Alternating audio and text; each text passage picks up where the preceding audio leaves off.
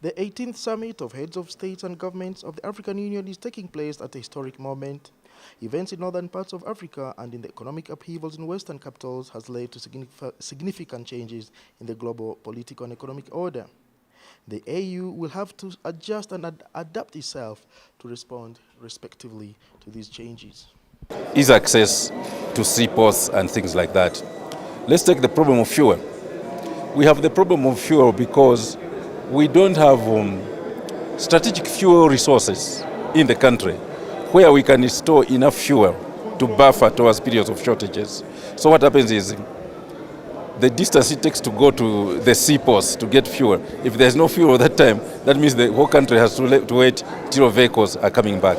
But with intra-regional trade, we are trying to use resources from, let's say, COMESA, to establish these strategic places, fuel places, whereby if we get fuel from other countries through COMESA funding, the money we get will be local currency, it will not be hard currency. But then when COMESA is implementing activities in Malawi, then it doesn't have to bring in money. They use those resources which are generating locally. So I think the way we will benefit is that our neighbors will stop looking at themselves as individual states. Malawi will be a factor in their planning, and then through these initiatives, either barter or through having resources which other countries can come and use within the country, we think we can address some of our problems. Lastly, Your Excellency, I know you're in a hurry.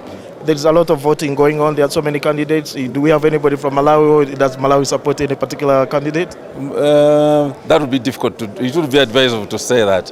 But you are right. It's a very exciting time. It's a transitional time. For instance, we are now looking for the political chair of Africa, the chairperson of the African Union. And, this goes by regional basis. Now it's the West African region.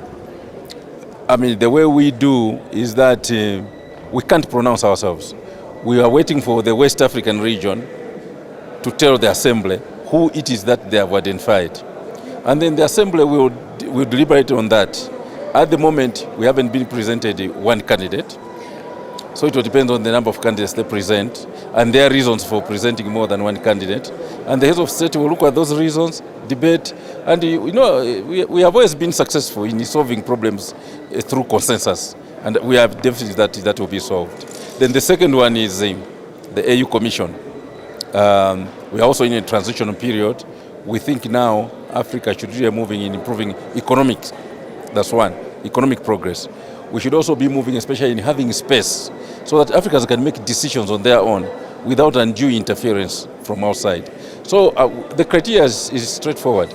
We first of all will give priority to someone who is competent, who is a good manager, who we know that can use our limited resources to do more things.